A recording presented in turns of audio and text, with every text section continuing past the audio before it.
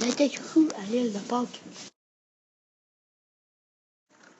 Il était une fois, en 1720, un lapin qui vivait sur l'île de Pâques, près du volcan Rano-Raraku. Il se nommait Yakakuku. C'était un petit lapin agile et costaud. Il s'entraînait au lancer du boomerang sur les narines du moai, Sarodema.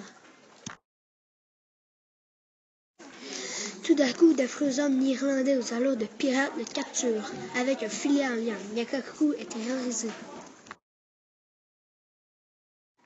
Yakakuku tombe de peur et panique.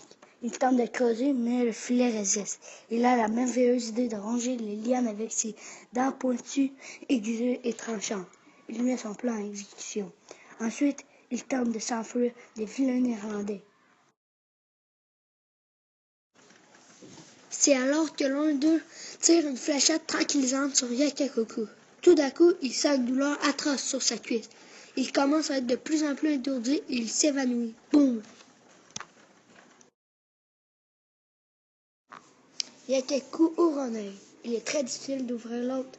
Il voit la troupe de colossaux néerlandais et il est effrayé. Il regarde sous lui et il voit un feu.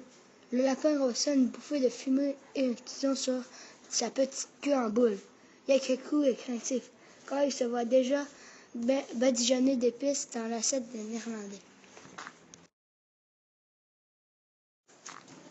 Il tente de tous les moyens de se libérer des cordes larges et solides. Il a la brillante idée de prendre son boomerang très aiguisé pour couper les cordes qui tiennent ses pattes. Il s'enfuit dans la jungle en rebondissant sur les têtes des Néerlandais. Yakakuku est soulagé de ne pas s'être fait dévorer. Le lapin réalise qu'il n'a pas mangé depuis le début de son aventure et qu'il a faim. Il part à la recherche de verdure et de grosses carottes pour se faire une savoureuse salade. Une fois le ventre plein, il se glisse dans son lit douillet. Son matelas lui semble plus confortable que d'habitude. Il sent ses paupières devenir lourdes et il s'endort. Il rêve qu'il capture les Néerlandais.